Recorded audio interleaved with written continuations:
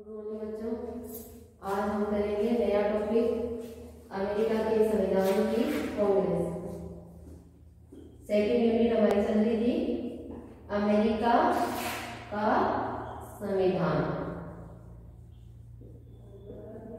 जो कि हमारी सेकंड यूनिट है। सेकंड यूनिट का आज हम नया टॉपिक स्टार्ट करने जा रहे हैं, अमेरिकी कांग्रेस। अमेरिकी कांग्रेस यानी अमेरिकी कांग्रेस यानी कांग्रेस को हम अमेरिका का विधानमंडल भी कह देते हैं। विधानमंडल यानी आप यूं समझ सकते हो, यानी कांग्रेस का दूसरा नाम विधानमंडल। विधानमंडल यानी व्यवस्थापिका। व्यवस्थापिका यानी क्या है? कानून निर्माण करने का कार्य कौन करती है? व्यवस्थापिका। तो यानी अमेरिका के संविधान के निर्माण से पहले जब अमेरिका उपनिवेश था, उपनिवेश क्या होता है? यानी सामाजिक, आर्थिक, राजनीतिक और सांस्कृतिक दृष्टि से किसी दूसरे राष्ट्र के अधीन होना। तो पहले क्या था? यानी अमेरिका एक उपनिवेश था, तब भी क्या था? यानी यही निश्चय किया गया था कि 2 सदन होने चाहिए। कितने? 2 सदन। यानी कांग्रेस विधानमंडल को यानी अमेरिका में क्या नाम दिया गया है? कांग्रेस। यानी 2 सदन होने चाहिए। और क्या है, अब जब अमेरिका महाशक्ति है तब भी यानी यही डिसाइड किया गया कि अमेरिकी कांग्रेस के 2 सदन होने चाहिए, प्रतिनिधि सभा और सीनेट। जैसा कि हम स्टार्टिंग करेंगे कि इसके अंतर्गत प्रदान की गई, यानी किसके अंतर्गत?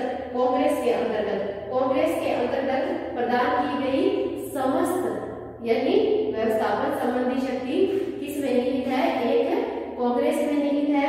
और इसके निर्माण एक सीनेट और प्रतिनिधि सभा से मिलकर बना होगा। यानी हम ये कहेंगे कि अमेरिकी संविधान की समस्त व्यवस्थापन संबंधी शक्तियां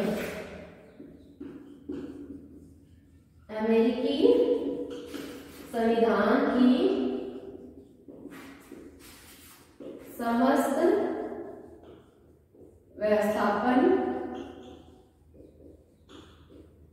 व्यवस्थापन संबंधी शक्तियां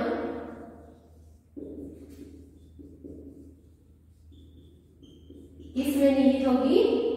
कांग्रेस में।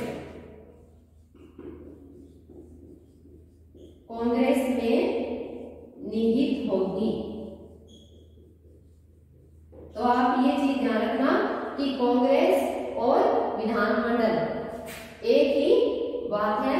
और यानी ये भी है कि समस्त शक्तियां किसमें निहित होगी? व्यवस्थापन संबंधी या कानून निर्माण संबंधी कांग्रेस में निहित होगी। और कांग्रेस के 2 सदन होंगे, यानी व्यवस्थापिका के 2 सदन, यानी अधिकांश राज्यों में व्यवस्थापिका के यानी 2 सदन ही है, यानी प्रतिनिधि सभा और दूसरा सीनेट। और एक बात दोबारा, यानी क्या है? अमेरिका पहले उपनिवेश था, तब भी क्या था? 2 सदन की मांग की गई थी। और क्या है? अमेरिका अब महाशक्ति है, तो भी अमेरिका के कांग्रेस यानी विधानमंडल के 2 ही सदन है। तो पहले ये डिसाइड किया गया कि राज्य की जो इकाइयां हैं या केंद्र की इकाइयां हैं, उनको किस आधार पर प्रतिनिधित्व दिया जाए। यानी क्या है? जनसंख्या के आधार पर कुछ राज्यों को जनसंख्या के आधार पर प्रतिनिधित्व दिया गया और कुछ राज्यों को यानी इसके आधार पर यानी कांग्रेस को 2 भागों में बांट दिया गया। यानी प्रतिनिधि सभा और सीनेट उसको जनसंख्या के आधार पर और उसको यानी इकाइयों के आधार पर प्रतिनिधित्व प्रदान किया गया। अब हम आगे यानी बुक के लैंग्वेज में करेंगे कि ये प्रथम अनुच्छेद की प्रथम उपधारा में कहा गया। क्या कहा गया?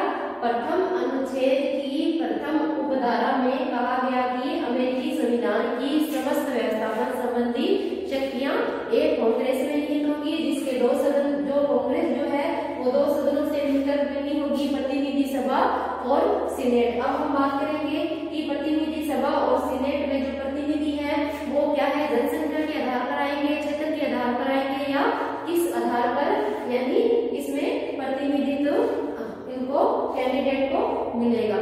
यानी क्या है, फिलाडेल्फिया सम्मेलन में द्विसदनात्मक व्यवस्थापिका पर सभी विद्वान एकमत थे और उन्मेष काल में भी क्या है, द्विसदनात्मक व्यवस्थापिका को ही अपनाया गया, जो मैंने आपको स्टार्टिंग में बताया। इसके साथ ही यानी इस बात पर भी सहमति थी कि व्यवस्थापिका के 2 सदन होने चाहिए, लेकिन इस बात पर मतभेद था कि व्यवस्थापिका का दोनों सदनों का निर्माण का क्या आधार हो। यानी आप स्टार्टिंग इस प्रकार करोगे कि वर्तमान में भी यानी जब अमेरिकी परिषद की निर्माण किया गया तब ये था कि कांग्रेस या अमेरिकी विधानमंडल के 2 सदन होने चाहिए, पर इन दोनों सदनों का निर्माण का तरीका क्या हो, निर्माण का आधार क्या हो, इस आधार पर यानी विद्वान एकमत नहीं थे और उन्होंने यानी यह निश्चय किया कि संघ की बड़ी इकाइयों द्वारा इस संबंध में जनसंख्या के क्षेत्र को अपनाने पर बल दिया गया, जिससे यानी इकाइयों को अधिक प्रतिनिधित्व प्राप्त हो, लेकिन छोटी इकाइयों द्वारा व्यवस्थापिका के दोनों सदनों का निर्माण संघ की सभी इकाइयों को समानता के सिद्धांत पर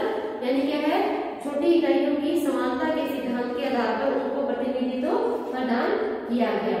इसके साथ ही उन्होंने ये कहा कि उनके अनुसार परिषद द्वारा, अमेरिकी परिषद द्वारा यह निश्चय किया गया कि राष्ट्रीय व्यवस्थापिका, पजल मत होना, राष्ट्रीय व्यवस्थापिका यानी कांग्रेस, ठीक है, कांग्रेस को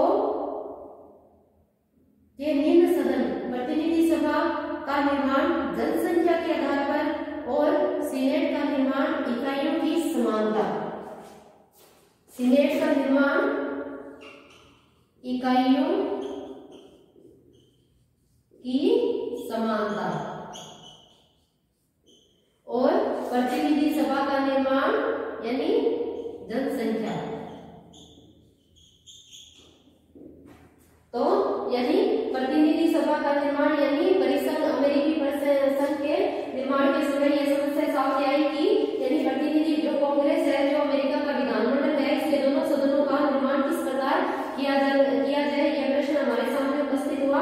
तो क्या है, यानी अमेरिकी परिषद में यह निर्धारित किया गया कि प्रतिनिधि सभा का संगठन है या प्रतिनिधि सभा या सदन का निर्माण क्या है, जनसंख्या के आधार पर, और विभिन्न जो सदन है हमारा सीनेट, उसका क्या है, इकाइयों की समानता के आधार पर यानी सदन का निर्माण किया गया, जिससे क्या है, दोनों ही सदनों को पर्याप्त प्रतिनिधित्व प्राप्त रह सके और दोनों में कोई मतभेद ना हो। इस प्रकार इकाइयों की समानता के सिद्धांत को अपनाया गया और छोटी बड़ी इकाइयों सभी को समान प्रतिनिधित्व प्राप्त हुआ। इस प्रकार आज हमने किया कि अमेरिकी कांग्रेस यानी अमेरिका का विधानमंडल यानी कानून निर्माण करने का कार्य, इसमें क्या है, यानी 2 सदनों यानी कांग्रेस को के 2 सदन द्विसदनात्मक व्यवस्थापिका को अपनाया गया और आजकल अधिकांश देशों में द्विसदनात्मक व्यवस्थापिका को ही अपनाया गया है, यानी 2 सदन होने चाहिए ताकि क्या है, देश के समस्त इकाइयों को उसमें प्रतिनिधित्व मिल सके। फिर उसके बाद यानी यह निश्चित किया गया कि यानी समस्त व्यवस्थापन संबंधी शक्तियां कांग्रेस में निहित होगी, कांग्रेस के 2 सदन होंगे, सीनेट और प्रतिनिधि सभा। इसमें क्या है, यानी फिर यह डिसाइड हुआ कि इनका सीनेट और प्रतिनिधि सभा जो सदन है, इनका निर्माण किस आधार पर हो, यानी ताकि सभी इकाइयों को प्रतिनिधित्व प्राप्त हो सके। तो क्या है, प्रतिनिधि सदन है, उसमें क्या जनसंख्या के आधार पर, और सीनेट का क्या है, इकाइयों की समानता के आधार पर निर्माण किया गया। इस प्रकार क्या है, सभी इकाइयों को समान प्रतिनिधित्व प्राप्त हो सका।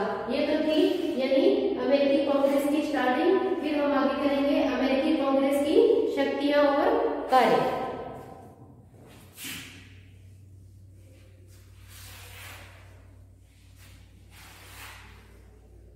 अमेरिकी कांग्रेस की शक्तियां और कार्य।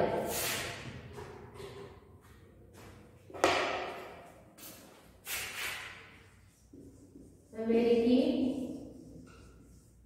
कांग्रेस यानी अमेरिका का विधानमंडल। क्वेश्चन में अगर अमेरिकी विधानमंडल आए तो आपको कांग्रेस ही करना है, जिसके 2 सदन है, प्रतिनिधि सभा और सीनेट, जिनका निर्माण क्या है, इकाइयों की समानता और यानी जनसंख्या के आधार पर किया गया। तो अमेरिकी कांग्रेस की शक्तियां व कार्य। नेक्स्ट अपना यानी टॉपिक होगा अमेरिकी कांग्रेस की शक्तियां और कार्य यानी संविधान। संविधान के प्रथम अनुच्छेद में कहा गया कि इसके अंतर्गत प्रदान की गई व्यवस्थापन संबंधी शक्तियां संयुक्त राज्य अमेरिका की कांग्रेस में निहित होगी। यानी ये चीज आपको स्टार्टिंग में लिखनी है। यानी कौन से अनुच्छेद में? प्रथम अनुच्छेद में कहा गया कि अमेरिकी संविधान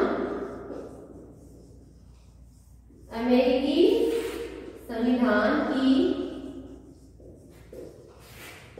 समस्त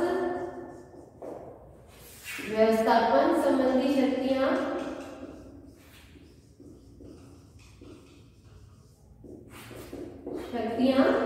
एक कांग्रेस में निहित होगी। कांग्रेस में निहित होगी। किसने कहा गया है? प्रथम अनुच्छेद में। यानी हमने जो अमेरिकी संविधान की विशेषताओं का वर्णन किया, यानी अमेरिकी संविधान के बारे में पढ़ा स्टार्टिंग में, तो हमने ये अध्ययन किया कि क्या है, अमेरिकी संविधान अत्यंत संक्षिप्त है और कुछ ही पृष्ठों में मुद्रित है, जिसे आधे घंटे में यानी पढ़ा जा सकता है। यानी आवश्यक बातों को उनमें उल्लेख किया गया है, बाकी समय पर छोड़ दिया गया है। लेकिन अमेरिकी कांग्रेस के बारे में प्रथम अनुच्छेद में यानी स्पष्ट रूप से लिखा है कि अमेरिकी संविधान की समस्त व्यवस्थापन संबंधी शक्तियां यानी कानून निर्माण संबंधी शक्तियां एक कांग्रेस में निहित होंगी और जिसके 2 सदन होंगे, प्रतिनिधि सभा और सीनेट। इसके साथ ही व्यवहार में कांग्रेस न केवल विधायी पर प्रशासनिक और न्यायिक शक्तियां भी प्राप्त है। यानी हम कह सकते हैं कि अमेरिकी कांग्रेस के बारे में यानी क्या है, कांग्रेस यानी विधानमंडल का कार्य क्या है, व्यवस्थापन संबंधी शक्तियां ही है। लेकिन अमेरिकी कांग्रेस को इतनी अधिक शक्तियां प्राप्त है, यानी इतनी अधिक शक्तिशाली है कि वह यानी प्रशासन और न्यायिक शक्तियां भी यानी प्रशासनिक व न्यायिक कार्यों का भी संपादन करती है। न्यायिक कार्यों का भी संपादन करती है। इस प्रकार यानी क्या है, अमेरिकी कांग्रेस का क्वेश्चन कई बार यानी इम्पोर्टेंट बन जाता है कि अमेरिकी कांग्रेस को इतनी अधिक शक्तियां प्राप्त है कि वह व्यवस्थापन संबंधी शक्तियां नहीं बल्कि कार्यपालिका और न्यायपालिका संबंधी यानी कार्य भी करती है। इसके संबंध में यानी पोर्टेलॉट ने लिखा है कि पर्यवेक्षण और वित्त संबंधी शक्तियों के कारण, पर्यवेक्षण यानी अवलोकन वित्त संबंधी शक्तियों के कारण प्रशासन संबंधी अंतिम शक्ति राष्ट्रपति में निहित है। राष्ट्रपति यानी अमेरिका के संविधान में हमने आपको बताया कि अध्यक्षात्मक शासन व्यवस्था को अपनाया गया है और अध्यक्षात्मक शासन व्यवस्था में क्या है, कार्यपालिका के 2 प्रधान नहीं होते जैसा कि संसदात्मक शासन व्यवस्था में होते हैं।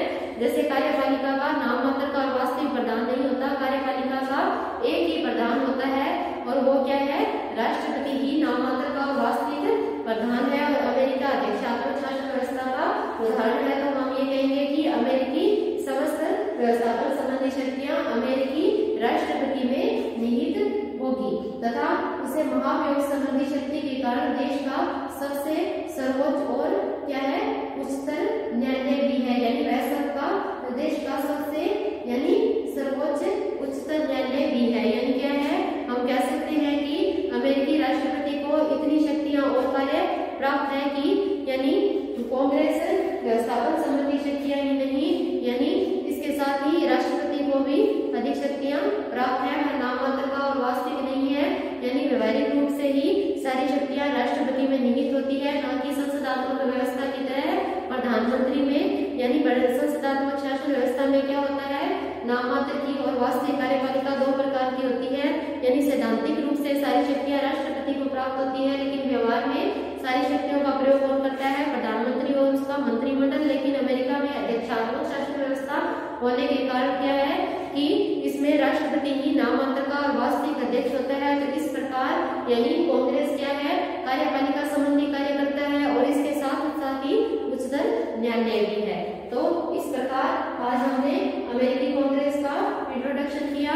यानी अमेरिकी कांग्रेस क्या है, यानी अमेरिका का विधानमंडल है और दूसरा क्या है, अमेरिकी संविधान संक्षिप्त होते हुए भी।